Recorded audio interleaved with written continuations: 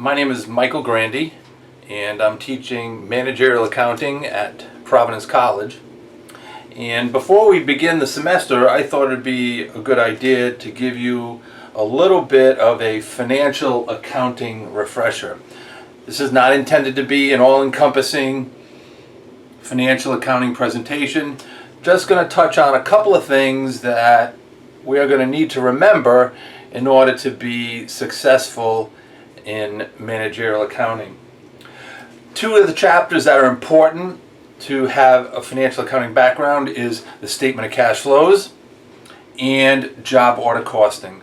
Statement of cash flows, you need to understand some basic journal entries, but more importantly, understand how to look at various T accounts in order to find particular transactions.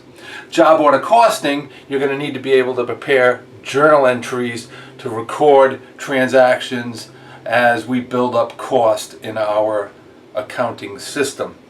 So let's first talk about the basic general ledger account and the types of accounts that you're going to run into. And one of the things I like to remember is this concept called DEALOR, D-E-A-L-O-R. And that marker doesn't work too well, but what we want to remember here is that this is how we increase an account. This is how we increase an account.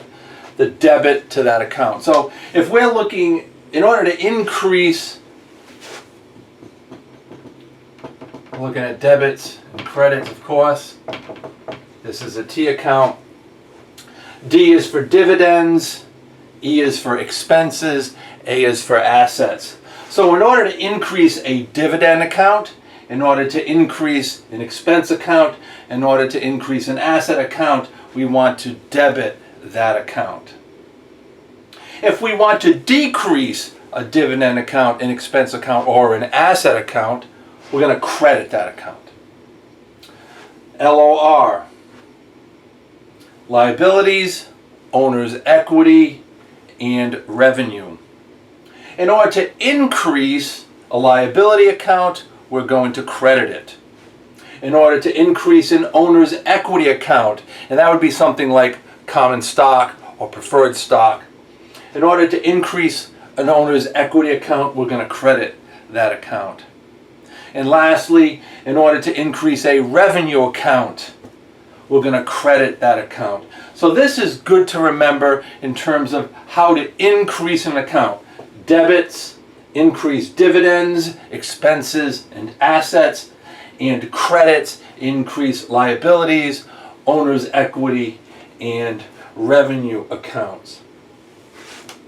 Those are good things to remember. The other thing that you learned in financial accounting was that there's an accounting cycle. Okay? There is an accounting cycle.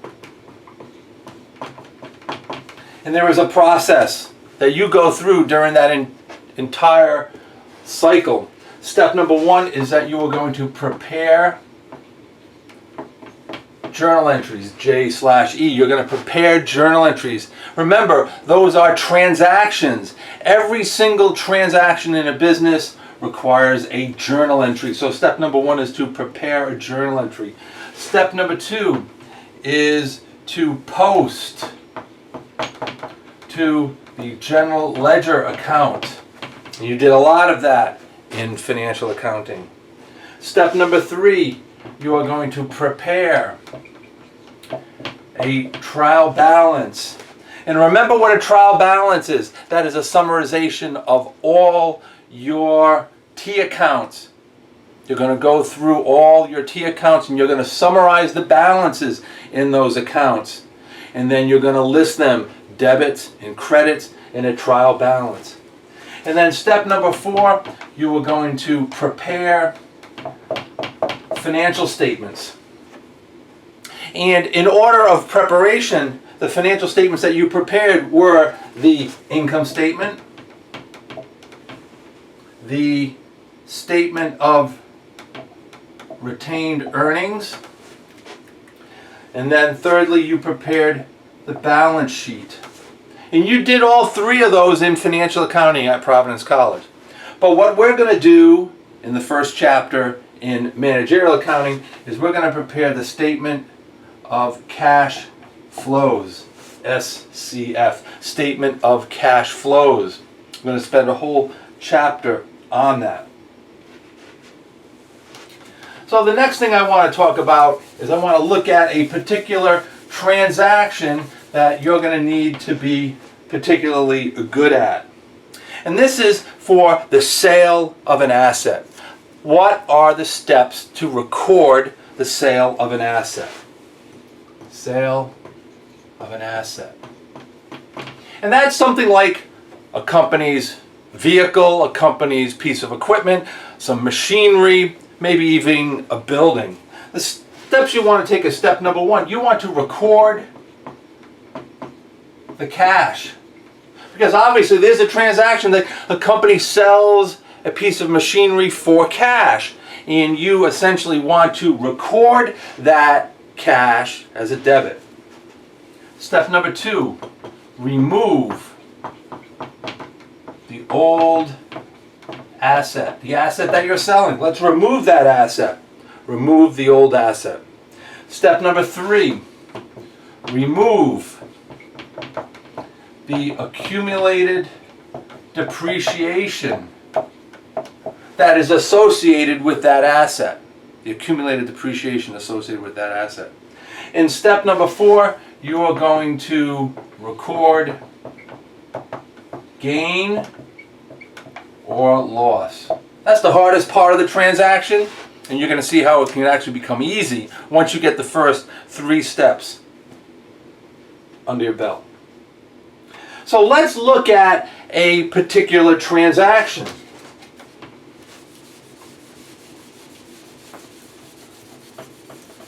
The transaction that we're going to talk about is where a company sold equipment for $10 cash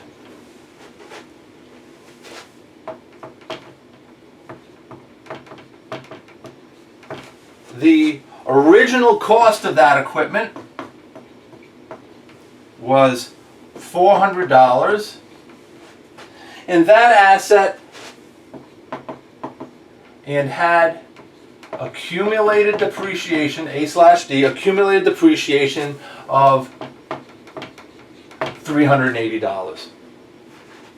So the company gave up an asset that had an original cost of $400, on which it had $300 of accumulated depreciation. They sold it for $10. Well, first let's answer the question, what was the book value of that asset? What was the book value? What was it recorded on the books and records? Well, the cost was $400. The accumulated depreciation was $380. The book value of that asset was $20. What did they receive for it? So this asset was on the books of this company for $20. A net asset, $20. This is a minus. They received $10 for it. They received $10 for an asset that was on the books for $20. Did they have a gain or a loss? Well, they received $10 for an asset that was worth $20 on their books. They had a loss of $10. What we need to do now is let's record the transaction. We want to record it in terms of debits and credits. Step number one from the previous notes that we had. Step number one, record the cash. What happens? Cash goes up, doesn't it?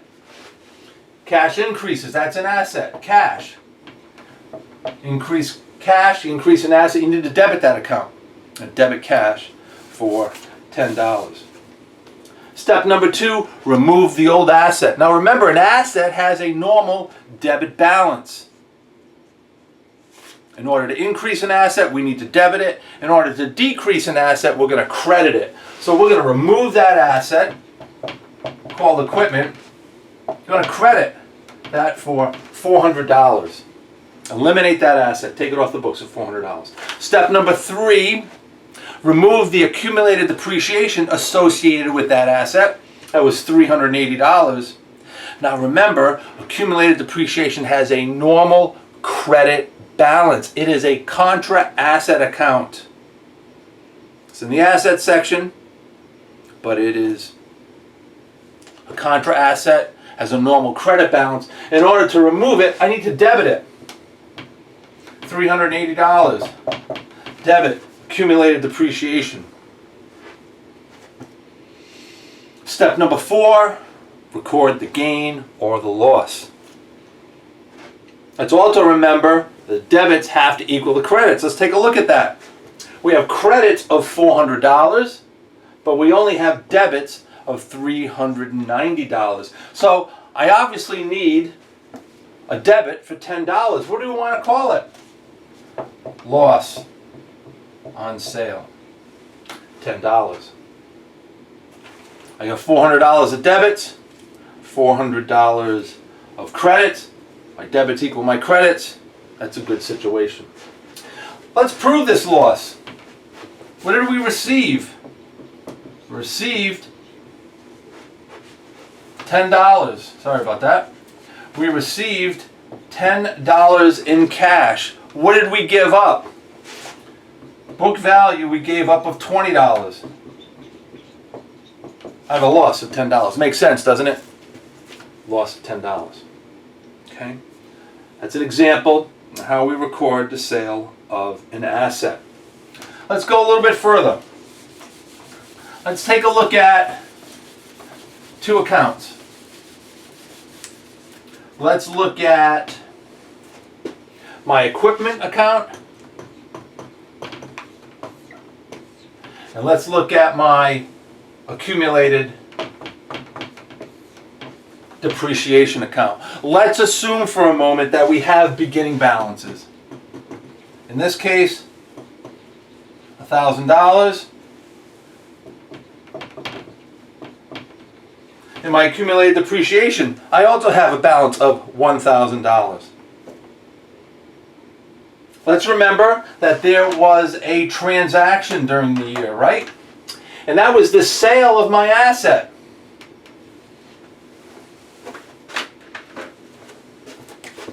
I had the sale of an asset here in that previous example we just took a look at. And what happened there? Well, remember, when we removed the old asset, we had a credit here for $400. And let's also remember here that when we eliminated the accumulated depreciation, we had a debit for $380. That was the sale of an asset. Let's further assume that we have an ending balance of $700. And we have an ending balance here of $660. Those are ending balance, end of year balance. Okay? Remember, we want to understand these T accounts. We want to understand these T accounts because we're looking for something. On the statement, when we're preparing the statement of cash flows, we're going to be looking for 2 things. The first thing we're going to look for is the purchase of new assets. Did we purchase any new assets here? And if so, how much? Well, let's take a look at this. We have a preliminary balance here. $1,000 debit, a $400 credit. We have a $600 preliminary balance, but we have an ending balance of $700. Question I have for you is, did we buy any new assets? And if so, how much? Well, we must have had a purchase here for $100. Purchase of assets, because our preliminary balance of $600, we have an ending balance of $700, we must have purchased $100 in new assets. What was that journal entry? Well, we know it was a debit and a credit. The debit had to be equipment of $100, but what's the credit? What is the credit? It could either be a note payable, or what I'm really looking for is a credit to cash. Cash for $100.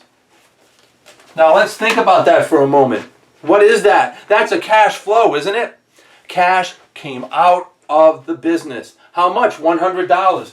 This here is a cash outflow for the purchase of equipment.